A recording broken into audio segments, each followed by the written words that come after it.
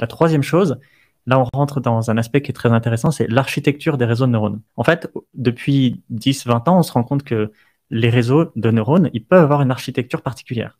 Si on décide de connecter chaque neurone de chaque couche à chaque neurone de la couche suivante, ça s'appelle un multilayer perceptron. En fait, c'est un peu brute force. C'est que toute sortie d'un réseau, d'un neurone, va connecter à une autre. Ça coûte assez cher, on va dire, en puissance de calcul, parce que je pense que tu peux l'imaginer, ça veut dire que tu as besoin de faire toutes les connexions possibles pour avancer. Les réseaux de neurones à convolution, qui ont été inventés il y a maintenant 10 ans, 20 ans peut-être, je ne veux pas dire de bêtises, la révolution majeure, ça a été de dire, par exemple, on va interdire les neurones à se connecter à tous les autres neurones. On va les forcer à se connecter juste à leurs voisins.